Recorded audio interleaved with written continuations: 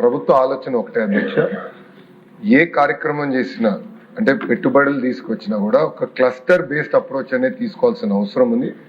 ప్రధానంగా vertical horizontal integration అనేది అవసరం అధ్యక్ష. ఇక్కడ మా ప్రభుత్వం ఆలోచన ఏంటంటే ఒక ఎకో సిస్టమ్ క్రియేట్ చేయాలి. ప్రత్యేకంగా కర్నూలు పార్లమెంట్కి వచ్చి ఈరోజు పెద్ద ఎత్తున పెట్టుబడులు కానీ అన్ని కూడా వస్తూ జరుగుతున్నాయి. ఆ ప్రాంతంలో కూడా పెద్ద ఎత్తున పరిశ్రమలు వస్తున్నాయి, అక్రాస్ సెక్టర్స్ వస్తున్నాయి. కనుక ఫోకస్ అప్రోచ్ తీసుకుని ఈ క్లస్టర్ యూనివర్సిటీ కూడా వేరే సబ్జెక్ట్స్ ఇస్తూ కూడా స్పెషలైజేషన్ అనేది చాలా చాలా అవసరం ఉంది అధ్యక్ష. అందుకే అది మేము ఫోకస్ చేస్తాం జరుగుతుంది అధ్యక్ష. ఇంతేకాకుండా బ్యాలెన్స్ పనులు పూర్తి చేసేదానికి 74.5 కోట్ల రూపాయలు అవసరం ఉంది అధ్యక్ష. అది వచ్చే అకాడమిక్ ఇయర్ లో శాంక్షన్ చేసి పనులు కూడా పూర్తి చేస్తానని గౌరవ సభ్యురాలకి తెలియజేస్తాం జరుగుతుంది. సమగ్ర శిక్ష అభియాన్ కింద ఉన్న ప్రాజెక్ట్ కింద పనిచేస్తున్న ఉపాధ్యాయులకి అదేవిధంగా డేటా ఎంట్రీ ఆపరేటర్స్ కి జీతాలు ఎంత చెల్లిస్తున్నారు దానిపైన మారటం జరిగింది అధ్యక్ష. నా దగ్గర ఉన్న సమాచారం మేరకు మేము 4 రాష్ట్రాలతో కంపేర్ చేసాం. ఒకటి ఆంధ్రప్రదేశ్, తెలంగాణ, కేరళ, తమిళనాడు, దక్షిణ భారత దేశంలో ఉన్న రాష్ట్రాలతో మేము కంపారిజన్ చేస్తే ఆంధ్రప్రదేశ్ మనం ఇస్తున్న జీతాలు వన్ ఆఫ్ ద హైయెస్ట్ అధ్యక్ష. నంబర్ 1. నంబర్ 2, గతంలో సుమారుగా 3 నెలలకు ఒకసారి జీతాలు వేసేవారు. అలాంటిది ఈ రోజు 1వ తారీఖు నాడు మేము జీతాలు వేస్తాం జరుగుతుంది అధ్యక్ష. ఒకసారి కానీ మీరు ఈ ప్రోగ్రామ్ చూస్తే ఇది సిఎస్ఎస్ అధ్యక్ష, సెంట్రల్లీ స్పాన్సర్డ్ స్కీమ్. అంటే 60% కేంద్ర ప్రభుత్వం ఇస్తుంది, 40% రాష్ట్ర ప్రభుత్వం ఇస్తుంది. మనం ఏం నిర్ణయం తీసుకున్నా కేంద్ర ప్రభుత్వ ఆమోదంతోనే తీసుకోవాల్సిన అవసరం ఉంది అధ్యక్ష. అందుకే నెక్స్ట్ పిఏబి మీటింగ్ అనేది జరుగుతుంది. ఆ పిఏబి మీటింగ్ లో తప్పనిసరిగా మనకు పనిచేస్తున్న వాళ్ళ కోసం తప్పనిసరిగా మేము పోరాడుతాం. జీతాలు పెంచేదానికి మీ కేంద్ర ప్రభుత్వం కూడా తో సంప్రదింపులు చేసి మేము ఆ ప్రక్రియ ముందలు తీసుకెళ్తామని గౌరవ సభ్యులు తెలియజేస్తున్నారు అధ్యక్ష. అదేవిధంగా అధ్యక్ష, మీరు చూస్తే సీజనల్ హాస్టల్స్ గురించి చెప్పారు. తప్పనిసరిగా 100కి 100% అవసరమైన మేరకు సీజనల్ హాస్టల్స్ శాంక్షన్ చేయడానికి ప్రజా ప్రభుత్వం సిద్ధంగా ఉంది అధ్యక్ష. ఇది ఎందుకు చెప్తున్నానంటే అధ్యక్ష, మనం తీసుకునే కొన్ని నిర్ణయాల వల్ల మన జీవితాలు మారుతాయి అధ్యక్ష. నా జీవితం అలా యువగలం నిర్ణయం వల్ల మారింది అధ్యక్ష. రాదోని మంత్రాలయంలో నేను పాదయాత్ర చేసినప్పుడు ఆ ప్రాంతం ఎంత వెనుకబడి ఉందో నేను కల్లారా చూశాను అధ్యక్ష. నంద్యాల పార్లమెంట్ కి కర్నూలు పార్లమెంట్ కి ఎంత డిఫరెన్స్ ఉందో స్వయంగా నేను చూశాను అధ్యక్ష. ఇన్ఫాక్ట్ నిన్న జరిగిన ఎస్ఐపిబిలో కూడా మీరు చూస్తే కర్నూలు పార్లమెంట్ కి ప్రత్యేకంగా వస్తున్న పరిశ్రమలకి అదనంగా ఇన్సెంటివ్ కూడా ఈ రోజు ప్రజా ప్రభుత్వం వాళ్ళకి ఇస్తుంది అధ్యక్ష. ఎందుకంటే ఆ ప్రాంతాన్ని పైకి తీసుకెళ్లాలి, ఆ ప్రాంతాన్ని ముందుకు తీసుకెళ్లాలి, పెద్ద ఎత్తున పెట్టుబడులు తీసుకెళ్లాలనే లక్ష్యంతో మేము పనిచేస్తున్నాం అధ్యక్ష. మొన్న జరిగిన డిఎస్సిలో కూడా మీరు ఒక్కసారి చూస్తే కర్నూలు జిల్లాకి ఎక్కువ మంది ఉపాధ్యాయుల పోస్టులు కూడా మేము శాంక్షన్ చేసాం. అయినా కూడా అధ్యక్ష ఈరోజు నేను రివ్యూ చేశాను అధ్యక్ష. ఈరోజు నేను రివ్యూ చేసే హౌస్ లోకి వచ్చే ముందర ఇప్పుడు కూడా టీచర్ స్టూడెంట్ రేషియో మన ప్రాంతం కర్నూలు పార్లమెంట్ తక్కువ ఉంది అధ్యక్ష. ఇంత పోస్టులు శాంక్షన్ చేసిన తర్వాత కూడా ఇతర పార్లమెంట్ తో పోల్చితే మనం తక్కువ ఉన్నాం అధ్యక్ష. త్వరలో కూడా డిఎస్సి ప్రకటించబోతున్నాం. జాబ్ క్యాలెండర్ కింద మన పార్లమెంట్ కి ప్రత్యేక ఫోకస్ ఇస్తాం, మెరుగైన ఉపాధి అవకాశాలు కల్పిస్తాం. అంతేకాకుండా మీరు చెప్పినట్టు ఆ సీజనల్ హాస్టల్స్ పైన మీరు ఇంకా వివరాలు ఇవ్వండి.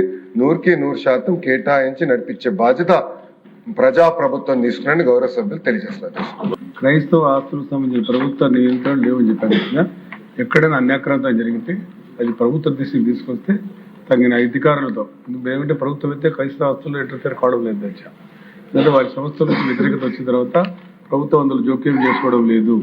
ఏదైనా కంప్లైంట్స్ వస్తే దాని మీద తగిన జిల్లాలో కలెక్టర్ గారికో లేకుంటే రెవెన్యూ వాళ్ళకి తెలియజేసి దానికోసం ప్రయత్నం చేస్తాం అధ్యక్ష. మేము డైరెక్ట్ ఇంటర్ఫేర్ కావడం లేదు. రెండవది జెరూసలేం యాత్రల గురించి చెప్పారు సార్. తమరు తెలుసు అధ్యక్ష, ఇప్పుడు ఇజ్రాయెల్లో యుద్ధం జరుగుతూ ఉంది పాలస్తీనాతో. దానివల్ల గత 2 సంవత్సరాల నుంచి కూడా యాత్రికులు పంపలేని దుస్థితి వచ్చింది. దాన్ని మనం ఏం చేయలేని పరిస్థితి వచ్చింది అధ్యక్ష. మూడవది వారి క్రిస్టియన్ భవన్ గురించి చెప్పడం జరిగింది అధ్యక్ష.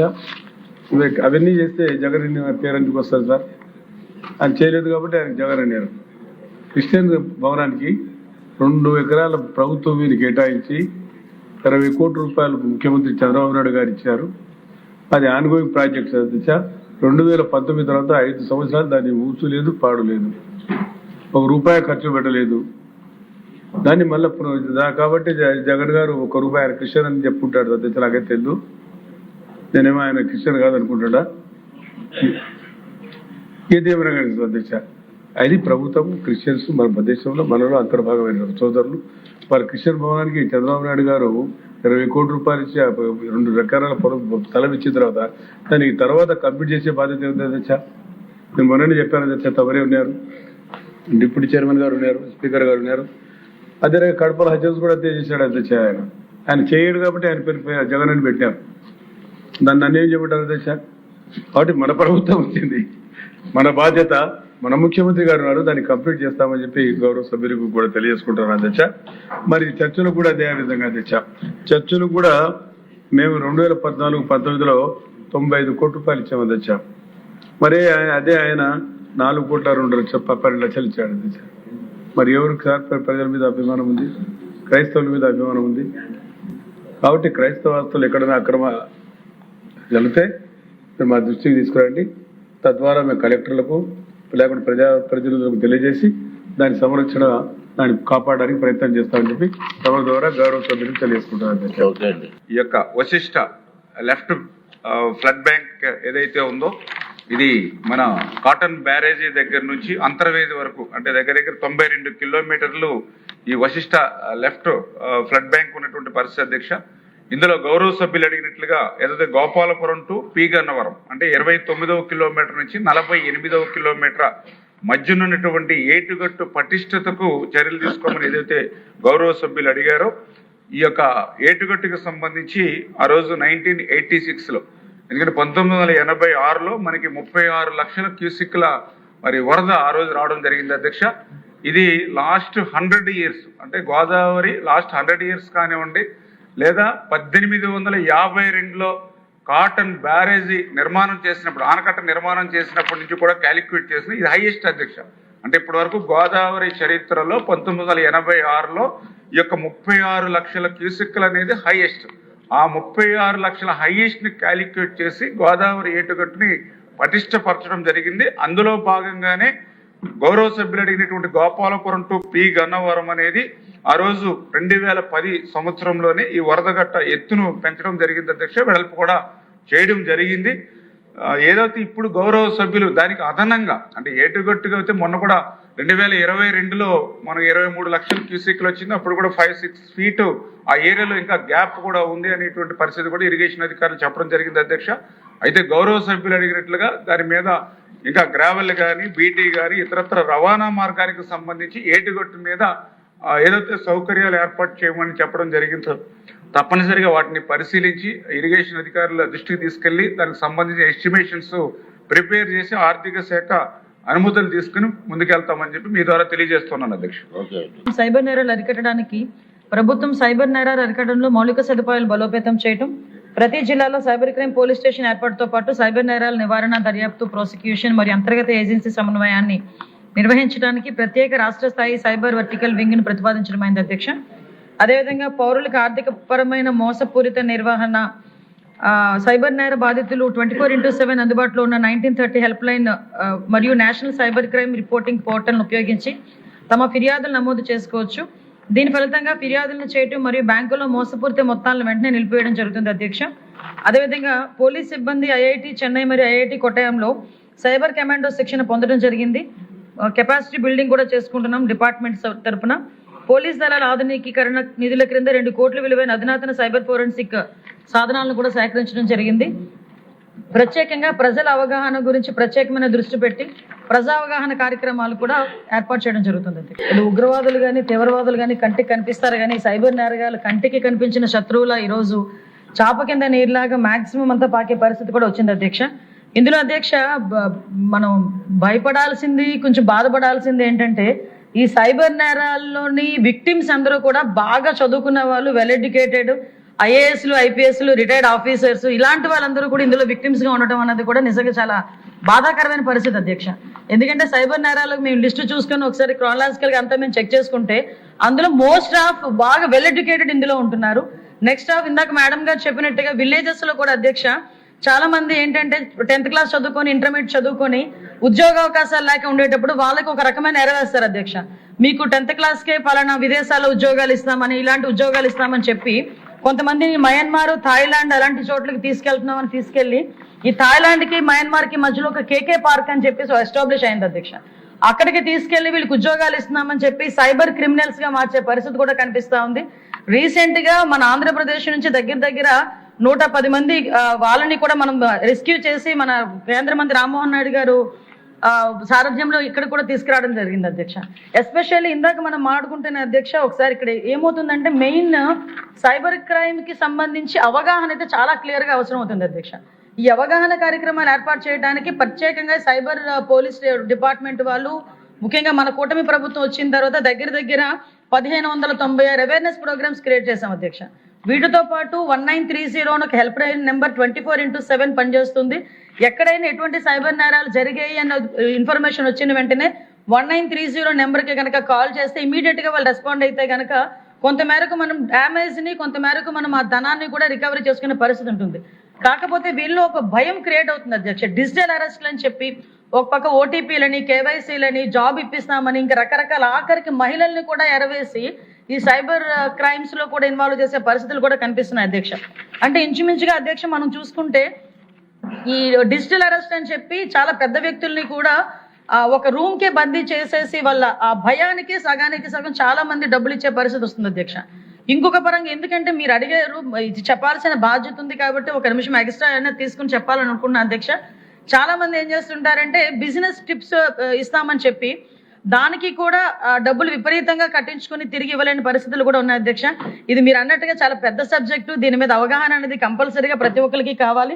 దాని మీద గౌరవ ముఖ్యమంత్రి గారు ప్రత్యేకంగా దృష్టి పెట్టి ఈ సమస్యను అతి త్వరితగతిన పరిష్కరించాలనే ఉద్దేశంతోనే ప్రతి జిల్లాలోని కూడా సైబర్ క్రైమ్ పోలీస్ స్టేషన్స్ ఉండాలి, సైబర్ క్రైమ్ ఎస్టాబ్లిష్మెంట్ కూడా పెంచాలనే ఉద్దేశంతో 26 జిల్లాలకి సైబర్ క్రైమ్ పోలీస్ స్టేషన్స్ ఏర్పాటు చేయడానికి ఈ రోజు మనకి ప్రతిపాదన కూడా ఉంది అధ్యక్ష. అది యాజ్ ఎర్లీ యాజ్ పాసిబుల్ ఇవ్వడం జరుగుతుంది అధ్యక్ష. ప్రత్యేకంగా ఈ కెపాసిటీ బిల్డింగ్ అధ్యక్ష, ఇప్పుడు ఎందుకంటే ఇప్పుడు ఉన్న పోలీస్ డిపార్ట్మెంట్ వాళ్ళకి కూడా కెపాసిటీ బిల్డింగ్ అవసరం. ఇప్పుడు ఏదైతే కానిస్టేబుల్ ట్రైనింగ్ పొజిషన్ లో అవనాయండి, పోలీస్ ట్రైనింగ్స్ లో అవనాయండి, కంపల్సరీగా 1 month కోర్సు ఈ కెపాసిటీ బిల్డింగ్ మీద పెట్టి సైబర్ నేరాలను ఎలా అరికట్టడానికి ఒక అవగాహన కార్యక్రమాలు కూడా ఏర్పాటు చేస్తున్నాం.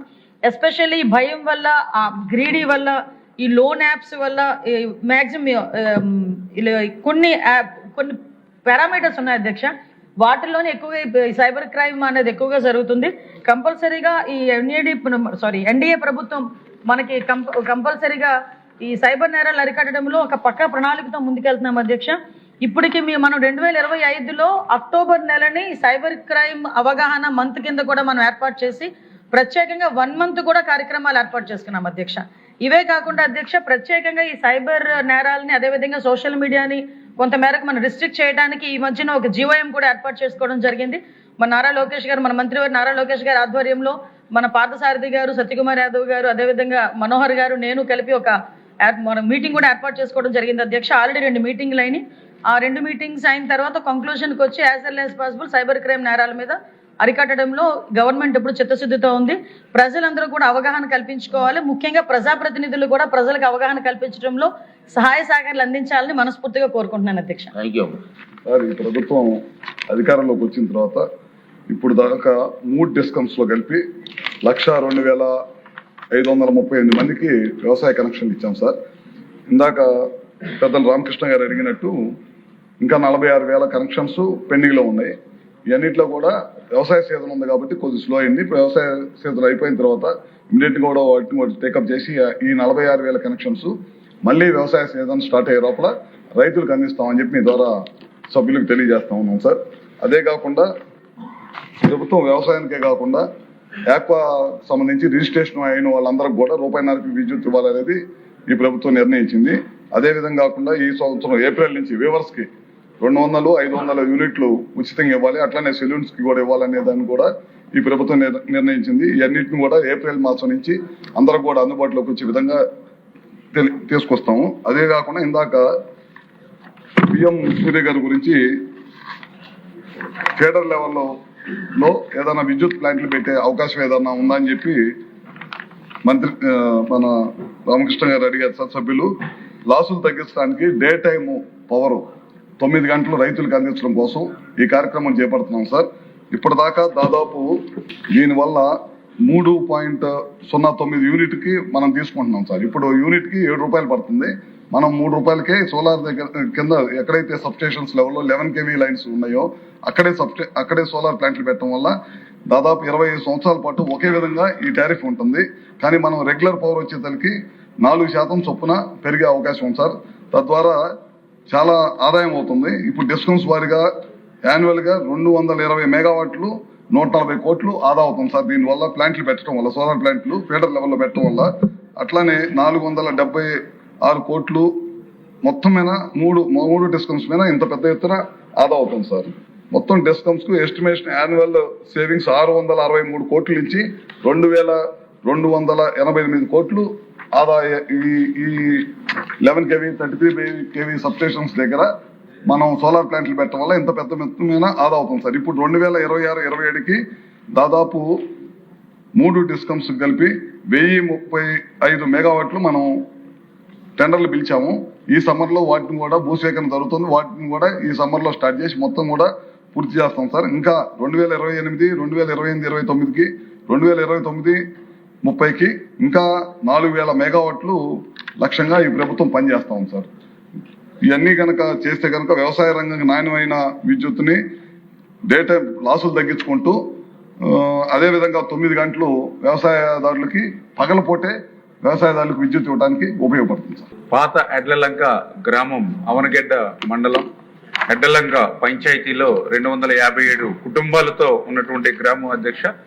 ఈ పాత ఎడ్లలంక గ్రామం ఈ కృష్ణానదికి సంబంధించినటువంటి 2 పాయల మధ్య ఉన్నటువంటి పరిస్థితి అధ్యక్ష. అందులో ప్రధానంగా ఇది సముద్ర మట్టానికి కూడా 6 మీటర్ల ఎత్తులో ఉన్నటువంటి పరిస్థితి. ఏదైతే ఈ యొక్క పాత ఎడ్లలంక గ్రామం సంబంధించి 2019 నుండి కూడా ఈ కోత ఎక్కువగా గురవుతున్నటువంటి పరిస్థితి అధ్యక్ష. ఎందుకంటే ఏదైతే ఈ యొక్క కృష్ణా నది ప్రవాహ మార్గం దిశ మార్చుకోవడం ద్వారా డైరెక్ట్ గా ఈ యొక్క పాత ఎడ్లలంక గ్రామానికి సంబంధించినటువంటి ల్యాండ్ మీద ఇది మరి ప్రెజర్ ఇవ్వడంతో అక్కడ కోతకు గురవుతున్నటువంటి మాట వాస్తవం అధ్యక్ష. మొన్న కూడా 2024లో కృష్ణా నదికి 11.47 లక్షల క్యూసిక్ల హైయెస్ట్ మొన్న ఏదైతే వరద నీరు వచ్చినటువంటి సందర్భంలో ఈ యొక్క కోత కూడా ఎక్కువ గురైనటువంటి పరిస్థితి.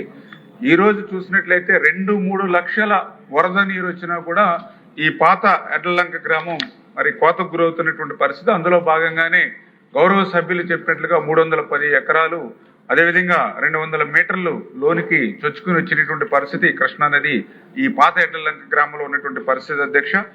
ఈ యొక్క పరిస్థితిని దృష్టిలో పెట్టుకునే గౌరవ సభ్యుల యొక్క రిక్వెస్ట్ ప్రకారమే మొన్న 2025 అక్టోబర్లో ఒక 3-man కమిటీని కూడా ఈ సమస్య పరిష్కారం కోసం ఇవ్వడం జరిగింది అధ్యక్ష. అందులో ఎవరైతే ఎస్సీ, ఆర్డీఓ, పీడీ, హౌసింగ్ ఈ 3-man కమిటీని వేయడం జరిగింది. ఈ 3-man కమిటీ కూడా అక్కడ అధ్యయనం చేసి వాళ్ళు ఒక 3 ఆప్షన్స్ ప్రభుత్వం ముందు కూడా పెట్టడం జరిగింది అధ్యక్ష.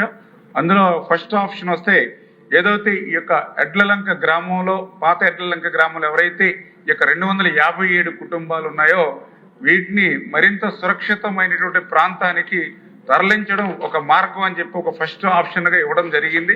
అయితే అక్కడ ఉన్నటువంటి సామాజికమైనటువంటి పరిస్థితులు అక్కడ ఉన్నటువంటి మత్స్యకారుల దృష్ట్యా ఈ యొక్క ప్రతిపాదనను వాళ్ళు తిరస్కరించి ఆ గ్రామం వదిలి వెళ్ళడానికి ఇష్టం లేనటువంటి స్థితిలో సెకండ్ ఆప్షన్ గా దానికి ఎగువన ఉన్నటువంటి ఎడ్లలంక, దానికి కొంచెం హైట్ లో ఉన్నటువంటి ఎడ్లలంకలో ఏదైతే అప్రూవ్డ్ లేఅవుట్ లో వాళ్ళకి ఇళ్ల స్థలాలు ఇచ్చినట్లయితే కొంతమేర మరి వాళ్ళని సేవ్ చేయడానికి అవకాశం ఉంటుందనేది ఒక సెకండ్ ఆప్షన్. ఈ 2 కాని పక్షంలో మూడవది ఏదైతే సాంకేతికంగా దాని రక్షణ అంటే ఏదైతే బాథమెటిక్ సర్వే, టోపోగ్రాఫిక్ సర్వే, అదేవిధంగా సాయిల్ టెస్టింగ్ సర్వే చేసి అక్కడ గ్యాబింగ్ వాల్ నిర్మాణం చేయడం ద్వారా కొంత ఆ యొక్క రక్షణ తీసుకోవచ్చు ఈ యొక్క పాత ఎడ్లలంక గ్రామానికి అని చెప్పి దానికి 50 కోట్ల రూపాయలతోటి ఎస్టిమేషన్ వేయడం జరిగింది అధ్యక్ష. ఇది సిడిఓ సెంట్రల్ డిజైన్ ఆర్గనైజేషన్ వాళ్ళ దగ్గర పెండింగ్ లో ఉంది. ఇది పరిశీలన ఉంది అధ్యక్ష. తప్పనిసరిగా గౌరవ సభ్యుల యొక్క సూచనల మేరకు భవిష్యత్తులో ఆర్థిక శాఖ యొక్క ఆమోదం ప్రకారం ముందుకెళ్తామని చెప్పి తెలియజేస్తున్నాం అధ్యక్ష. ల్యాండ్ పూలింగ్ సిస్టమ్ మరియు ల్యాండ్ అక్విజిషన్ ద్వారా ల్యాండ్ ని సేకరిస్తున్నాం అధ్యక్ష. అయితే ఇన్నర్ రింగ్ రోడ్డుకి సంబంధించి అది పీపీపీ మోడ్లో పోవాలని దాన్ని ప్లాన్ చేస్తున్నాం అధ్యక్ష. 3వ ప్రశ్నకు సమాధానం అధ్యక్ష. ఇన్నర్ రింగ్ రోడ్డు పీపీపీ మోడ్లో పోతున్నాం కాబట్టి దానికి ఫండ్స్ రైజ్ చేసేది విషయం రాదు అధ్యక్ష. అయితే ప్రధాన మౌలిక సదుపాయాల విషయం క్యాపిటల్ సిటీలు అడిగారు, ట్రంక్ రోడ్స్.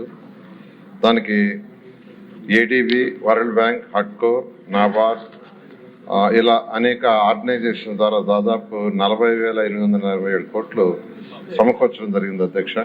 డి ప్రశ్నకు సమాధానం, ఈ యొక్క inner ring road land filling అయిపోయిన తర్వాత టెండర్ అయితే అది 24 to 30 months పడుతుంది అధ్యక్ష.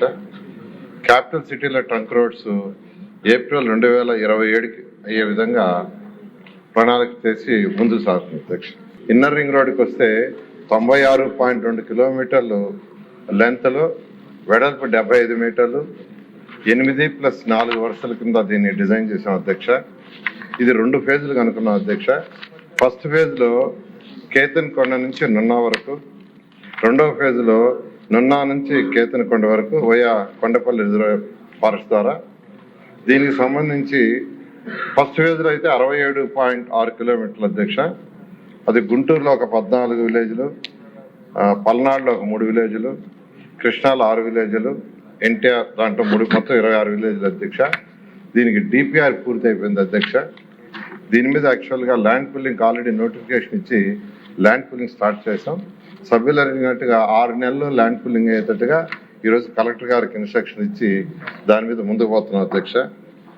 అయితే ఈ అమౌంట్ విషయంకి వచ్చి యాక్చువల్గా అడిగారు. ఇన్నర్ రింగ్ రోడ్ అయితే పీపీపీ మోడల్లో పోతున్నాం అధ్యక్ష. ట్రంక్ రోడ్డుకి సంబంధించి యాక్చువల్గా మొత్తం 55 వర్క్స్ అధ్యక్ష. అందులో 45 వర్క్స్కి టెండర్లు ఇచ్చి 18,779 కోట్లకి యాక్చువల్గా టెండర్ ఇవ్వటం జరిగింది అధ్యక్ష. ఈ వర్క్స్ అన్ని కంప్లీట్గా టేకప్ చేసాం, అవన్నీ జరుగుతున్నాయి. అమౌంట్ కూడా ఇంతవరకు యాక్చువల్గా ట్రంక్ రోడ్స్ కావచ్చు, లేఅవుట్స్ రోడ్స్ కావచ్చు, బిల్డింగ్ కావచ్చు 6,240 కోట్లు కూడా పే చేయటం జరిగింది అధ్యక్ష. ఇవన్నీ కూడా 2027 మార్చి 27కి యాక్చువల్గా ఈ ట్రంక్ రోడ్స్ పూర్తవుతాయి. సంక్షేమానికి ప్రాధాన్యత ఇచ్చారు.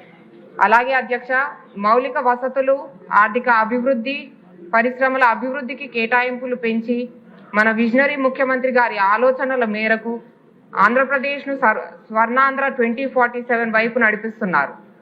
ముఖ్యంగా అధ్యక్ష, మన కూటమి ప్రభుత్వం మత్స్యకార సంక్షేమం కోసం జరిపిన కేటాయింపులు వారిపై మనకున్న అభిమానాన్ని మళ్లీ చాటుకుంది. మత్స్యకార సేవలో భాగంగా వారి పెన్షన్ 20,000 రూపాయలు పెంచి సుమారు 1,20,000 కుటుంబాలకు లబ్ధి చేస్తున్నాం. అధ్యక్ష, మహిళలకు ఈ కూటమి ప్రభుత్వం ఎప్పుడూ వెన్నుదన్నుగా ఉంటుందని ఈ వార్షిక బడ్జెట్ మరొకసారి ప్రూవ్ చేసింది. మహిళలకు 4,582 కోట్ల కేటాయింపు ద్వారా వారికి ఉచిత ఆరోగ్య సేవలు, ప్రెగ్నెన్సీ ప్రొటెక్షన్, ఉచిత ఆరోగ్య పరీక్షలు అందిస్తున్నారు. సెల్ఫ్ హెల్ప్ గ్రూప్స్ ద్వారా వారికి రుణ సదుపాయాలు కల్పించి వారికి ఉద్యోగ అవకాశాలు కల్పించడం ద్వారా మంచి ఫౌండేషన్ వేశారు. విద్య, స్కిల్ డెవలప్మెంట్లో ప్రత్యేక ట్రైనింగ్ ద్వారా వారి సామర్థ్యాన్ని పెంచగలిగాం. మహిళలకు రక్షణ కోసం శక్తి యాప్, ఉచిత బస్సు, మహిళా పారిశ్రామికవేత్తలు లాంటి వాటికి కేటాయింపులు జరిపి మహిళలు అంటే ఈ ప్రభుత్వానికి ఎంత గౌరవమో తెలుపుకుంది.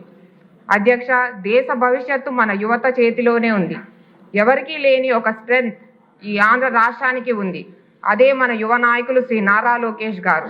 యువగళం పాదయాత్రలో వారి ప్లానింగ్, ప్రోగ్రామింగ్ ప్రాసెస్ అన్నీ మాకు అర్థమయ్యాయి. దానిలో భాగంగానే WhatsApp governance, AP wealth fund, deep technology, quantum computing వంటి కొత్త ఆలోచనలకు మొదటి అడుగులు పడ్డాయి. ఈ వార్షిక బడ్జెట్లో యువతకు విద్యా, ఉపాధి అవకాశాల కోసం భారీగా కేటాయింపులు చేశారు. ఇందులో భాగంగానే స్కిల్ డెవలప్మెంట్కు, స్పోర్ట్స్ ఇన్ఫ్రాస్ట్రక్చర్, స్టూడెంట్ స్కాలర్షిప్స్కు భారీగా నిధులు కేటాయించారు. Artificial intelligence, data science, drones, green టెక్నాలజీలో స్కిల్ ట్రైనింగ్కు అధిక నిధులు కేటాయించారు. ఈ సందర్భంగా మీ ద్వారా గౌరవ శ్రీ నారా లోకేష్ గారికి మా తుని నియోజకవర్గంలో ఒక స్కిల్ డెవలప్మెంట్ సెంటర్ ఏర్పాటు చేయవలసిందిగా రిక్వెస్ట్ చేస్తున్నాం. అలాగే అధ్యక్ష, 20 లక్షల ఉద్యోగాలు, subsidy loan for young entrepreneurs, స్టార్టప్స్కు ట్యాక్స్ సబ్సిడీ, ఎంఎస్ఎంఈ రంగానికి చేయూత, ఇన్నోవేషన్ హబ్స్, డిజిటల్ స్టార్టప్ లాంటి ఎన్నో యువతకు దిశానిర్దేశం చేసే పథకాలకు కేటాయింపులు చేశారు. ఈజ్ ఆఫ్ డూయింగ్ బిజినెస్ నుండి స్పీడ్ ఆఫ్ డూయింగ్ బిజినెస్ వైపుకి ఆంధ్ర రాష్ట్రం పరుగులు పెడుతోంది. అధ్యక్ష, చివరగా ఒక నాయకుడు కేవలం పాలన చేయడమే కాదు, భవిష్యత్తును ఊహించి ప్రజల జీవితాలను మార్చే దిశగా అడుగులు వేయాలి. మన సీఎం గారి ఆలోచనలు ఈ రోజుకే పరిమితం కావు, రాబోయే తరాల కోసం కూడా ఉంటాయని ఈ బడ్జెట్ మరొకసారి చాటి చెబుతుంది. రైతు సంక్షేమం నుండి మహిళా సాధికారత వరకు, యువత అభివృద్ధి నుండి పరిశ్రమ అభివృద్ధి వరకు, సామాజిక న్యాయం నుండి సాంకేతిక ఉన్నతి వరకు ప్రతి రంగంలో ఆయన చూపుతున్న నాయకత్వం మన రాష్ట్ర ప్రజల అభ్యున్నతి కోసమే. 1995-2004 వరకు నాడు సీఎంగా చేపట్టిన ఎన్నో కార్యక్రమాలు, ముఖ్యంగా ఐటీ రంగంలో చేసిన అభివృద్ధి యొక్క ఫలాలు ఆ దశాబ్దంలో ఇంజనీరింగ్ టెక్నాలజీలో డిగ్రీలు చేసిన వారందరికీ మంచి భవిష్యత్తునిచ్చింది. మనందరము కూడా ఆ దార్శనికుడి దూరదృష్టి వల్ల లాభం పొందిన వాళ్ళమే. అలాగే ఇప్పుడు వారు చేస్తున్న కార్యక్రమాలు భావితరానికి బంగారు బాటలు. ఇటువంటి సీఎం గారు మనకుండటం మన రాష్ట్రాలు ప్రజలు చేసుకున్న అదృష్టం. మన సీఎం గారికి నా హృదయపూర్వక పాదాభివందనాలు తెలియజేసుకుంటూ 5 కోట్ల ఆంధ్రుల ఆత్మగౌరవ పునర్నిర్మాణానికి మన ప్రభుత్వం ప్రతిపాదించిన ఒక చారిత్రాత్మక సంకల్ప పత్రం అధ్యక్ష. ఇది కేవలం పద్దుల పుస్తకం కాదు, ఆంధ్రప్రదేశ్ ప్రగతిని నిర్దేశించే దిక్సూచి. మొదటగా అగాధంలో ఉన్న రాష్ట్రాన్ని ఆకాశం వైపు నడిపిస్తున్న మన దార్శనిక ముఖ్యమంత్రి శ్రీ నారా చంద్రబాబు నాయుడు గారికి, అలాగే నిరంతరం ప్రజల పక్షాన్ని నిలుస్తూ గ్రామీణ ప్రాంతాల్లో పల్లె పండుగలు నిర్వహిస్తూ నిజమైన గ్రామ స్వరాజ్యం ద్వారా పల్లె ప్రజల్లో ఆత్మగౌరవాన్ని పెంపొందిస్తున్న మన ఉప ముఖ్యమంత్రి శ్రీ పవన్ కళ్యాణ్ గారికి, అదేవిధంగా గతాన్ని తవ్వుకుంటూ కూర్చోకుండా వర్తమానాన్ని చక్కదిద్దుకుంటూ భవిష్యత్తుకు బంగారు బాటలు వేసేలా ఒక ప్రగతి ప్రణాళిక వంటి 3,32,205 కోట్ల బడ్జెట్ అందించిన మన ఆర్థిక మంత్రి శ్రీ పయ్యావుల కేశవ్ గారికి నా హృదయపూర్వక ధన్యవాదాలు తెలియజేసుకుంటున్నా అధ్యక్ష. ఈ బడ్జెట్ ప్రజల ఆకాంక్షలకు అనుగుణంగా అభివృద్ధి సంక్షేమంతో రాష్ట్రాన్ని పరుగులు పెట్టించే విధంగా రూపొందించబడింది అధ్యక్ష. రానున్న ఆర్థిక సంవత్సరానికి 3,32,205 కోట్లతో బడ్జెట్ని ప్రతిపాదించారు అధ్యక్ష. స్వర్ణాంధ 2047 లక్ష్యంతో ఈ బడ్జెట్ని ప్రతిపాదించి, ఈ బడ్జెట్ ఇటు ఉత్తరాంధ్ర నుంచి రాయలసీమ వరకు కూడా ప్రజల జీవితాల్లో గొప్ప మార్పు తీసుకురావడమే ఈ బడ్జెట్ యొక్క ముఖ్య ఉద్దేశం అని చెప్పక తప్పదు అధ్యక్ష.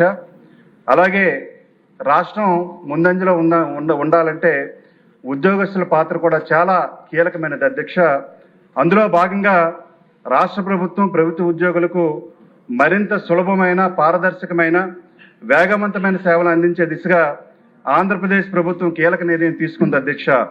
నోబెల్ ప్రైజ్ గెలుచుకున్న తొలి భారత ఆర్థికవేత్త అమర్ సేన్ మాటల్లో ఆర్థికాభివృద్ధి అంటే కేవలం సంఖ్యల పెరుగుదల కాదు, ప్రజలకు లభించే అవకాశాల విస్తరణ అని. అందుకే బడ్జెట్ అనేది ఆదాయ ఖర్చుల లెక్కలు మాత్రమే కాదు అధ్యక్ష, ప్రజల జీవన ప్రమాణాలని ఎలా మెరుగుపరచాలి, రాష్ట్ర భవిష్యత్తును ఎలా బలోపేతం చేయాలన్న ప్రభుత్వ సంకల్పానికి ప్రతిబింబం ఈ బడ్జెట్ అధ్యక్ష. ఎన్నికల ద్వారా ప్రభుత్వాలు మారొచ్చు, కానీ బడ్జెట్లు మాత్రం రాష్ట్రాల భవిష్యత్తుని నిర్మిస్తామా లేకపోతే మైనస్ చేయటం చేసే పరిస్థితి అధ్యక్ష. ఎందుకంటే బడ్జెట్ అనేది లెక్కల పుస్తకం కాదు అధ్యక్ష, ఇది ప్రభుత్వ ప్రాధాన్యతలకు అర్థం. రాష్ట్రం ఏ దిశగా ప్రయాణం చేయాలన్నా, దిశానిర్దేశం చేయాలన్నా రాబోయే తరాలపై తీసుకునే బాధ్యత ఇది అధ్యక్ష. 2019 నుంచి 24 వరకు వాళ్ళు ప్రవేశపెట్టిన 4 బడ్జెట్లు ఈ రాష్ట్రాన్ని అంధకారంలో నెట్టినాయి అధ్యక్ష.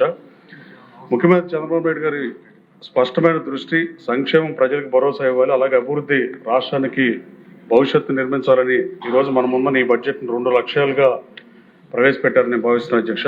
26-27 ఆర్థిక సంవత్సరానికి 3,32,205 కోట్ల వ్యయంతో బడ్జెట్ను ప్రతిపాదించింది అధ్యక్ష. ఇందులో రెవెన్యూ వ్యయం 2,56,143 కోట్లు కాగా, క్యాపిటల్ ఎక్స్పెండిచర్ గురించి మనం ఆడుకోవాలి అధ్యక్ష. ఇది ఒకటే మాట అధ్యక్ష.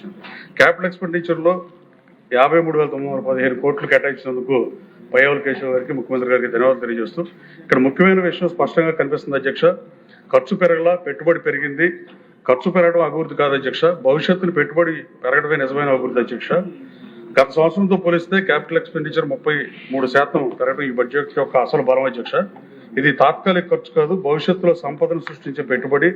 ఆర్థిక క్రమశిక్షణ పాటిస్తూ రెవెన్యూ లోటు నియంత్రిస్తూ అభివృద్ధి పెట్టుబడులు పెంచడం ఈ బడ్జెట్ ప్రత్యేకత అధ్యక్ష. సాధారణంగా బడ్జెట్ చర్చల్లో ఖర్చు ఎంత పెరిగింది అన్నదే మాడతారు అధ్యక్ష. కానీ ఖర్చు పెరగడం అభివృద్ధి కాదు అధ్యక్ష. భవిష్యత్తుకు పెట్టుబడి పెరగడమే నిజమైన అభివృద్ధి అధ్యక్ష. ఆ దిశగా 53,915 కోట్లు కేటాయిస్తాం. స్వాగతించాలి అధ్యక్ష. 2019-24 మధ్య వైసీపీ ప్రభుత్వం 2020-21లో 20,690 కోట్లు, అలాగే 21-22లో 18,511 కోట్లు, 22-23లో 9,017 కోట్లు, 23-24 24,160 మొత్తం కలిపితే 72,379 కోట్లు మాత్రమే క్యాపిటల్ ఎక్స్పెండిచర్ గా పెట్టింది అధ్యక్ష. 2022-23 కాగ్ రిపోర్ట్ లో కేవలం 7,140 కోట్లు అంటే 3.48% మాత్రమే రాష్ట్రాల సరాసరి ఆ రోజున 13.48% ఉంటే కనీసం దాంట్లో ఎన్నో వంతుకి దరిద్రాన్ని తీసుకెళ్లిందో మనం చూస్తాం అధ్యక్ష. అలాగే కాగ్ ఆరోపించింది అధ్యక్ష, ఇది మనం ఆరోపించేది కాదు. 24-25లో మనం ఇంటరిమ్ బడ్జెట్ పెట్టినప్పుడు 21,173 కోట్లు, 25-26లో 39,495 కోట్లు, ఇప్పుడు 53,916 కోట్లు. కేవలం 2 సంవత్సరాల లోపే 1,14,587 కోట్లు పెట్టడం ఈ 3 ఏళ్లకు సంబంధించి క్యాపిటల్ ఎక్స్పెండిచర్ తేడా రాష్ట్ర ప్రజలు కూడా గమనించాలి అధ్యక్ష. ఇవాళ సాగునీటి రంగానికి సంబంధించి కూడా నిధులు కేటాయించడం కానీ, వారు నిర్లక్ష్యం చేసినటువంటి కాలువల మరమ్మతులు కానీ, అదేవిధంగా ప్రాజెక్టుల నిర్మాణం కానీ ఇతోధికంగా ఈ 20 నెలల కాలంలో మొత్తం కూడా ఏ విధంగా ముందుకు పోతా ఉన్నాయో చూసాం అధ్యక్ష. పోలవరం నిర్మాణం 72% పూర్తి చేసుకున్న నిర్మాణాన్ని పూర్తిగా నిర్లక్ష్యం చేసి నిర్వీర్యం చేసినటువంటి గత ప్రభుత్వం యొక్క నిర్లక్ష్యానికి మరి ఈ రోజున మళ్ళా 20 నెలల కాలంగా పోలవరాన్ని మనం పరుగులు పెట్టిస్తా ఉన్నారు అధ్యక్ష చంద్రబాబు నాయుడు గారి నాయకత్వంలో. ఈ రోజు అదే విధంగా మిగిలిన రంగాలు కూడా ఒకసారి చూసుకుంటే ఇలా పారిశ్రామిక వృద్ధి అధ్యక్ష, పూర్తిగా పరిశ్రమలు నిర్వీర్యం అయిపోయినాయి. గతంలో 14-19లో ఈ రాష్ట్రానికి వచ్చినటువంటి సాధించినటువంటి ప్రగతి, పారిశ్రామిక ప్రగతి అంతా కూడా వెనక్కి వెళ్ళిపోయింది అధ్యక్ష. నిర్వీర్యం చేశారు. స్థిరపడుతున్నటువంటి పారిశ్రామికవేత్తల్ని బెదిరించి రాష్ట్రం నుంచి తరిమి కొట్టినటువంటి పరిస్థితులు చూసాం అధ్యక్ష. అటువంటి పరిస్థితుల్లో 20 నెలల కాలంలో గ్లోబల్ పార్ట్నర్షిప్ సమ్మిట్ ద్వారా దాదాపు విశాఖపట్నంలో జరిగినటువంటి ఈ సిఐ సమ్మిట్ ఏదో ఉందో దాని నుంచి 13.25 లక్షల ఎంఓయూలు 610 ఎంఓయూలు తీసుకొచ్చి ఈ రోజున 16 లక్షల ఉద్యోగ అవకాశాలు కల్పించడానికి స్పష్టంగా ఇవాళ బాటలు వేస్తా ఉన్నారు.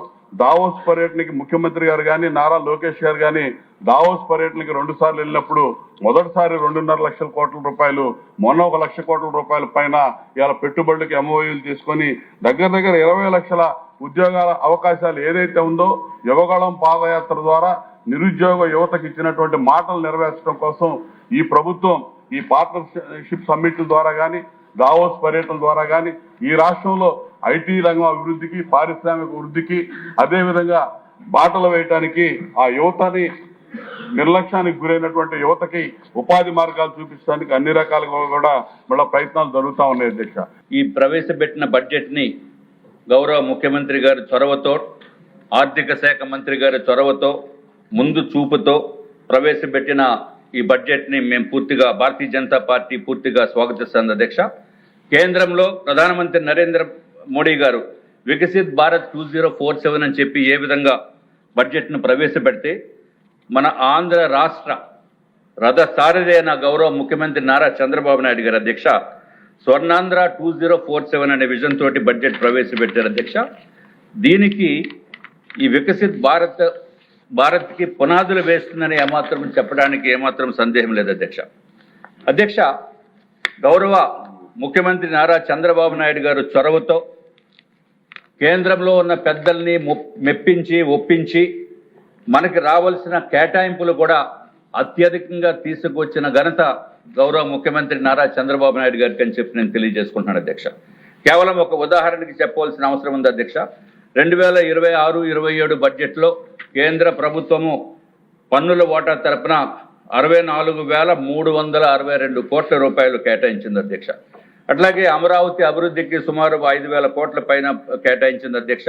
ఏదైతే పోలవరం మన జీవనాడి అనే మన ప్రాజెక్టుకి అధ్యక్ష 3,320 కోట్ల రూపాయలు ఏదైతే 41.15 మీటర్స్ వరకు ఎత్తు ఉండాలి అనే ఉద్దేశంతో అది కేటాయించింది అధ్యక్ష. ఇదొకటే కాకుండా అధ్యక్ష, గౌరవ ముఖ్యమంత్రి గారి ముందు చూపుతో ఏదైతే మనకు ఆంధ్ర రాష్ట్రానికి కూడా మైనింగ్, ప్రాసెసింగ్, రీసెర్చ్ కూడా మనకు మద్దతు ఇవ్వడం జరుగుతుంది అధ్యక్ష. మినరల్ కారిడార్స్ కూడా మనకి డబ్బు ఇచ్చే పరిస్థితి ఉంది అధ్యక్ష.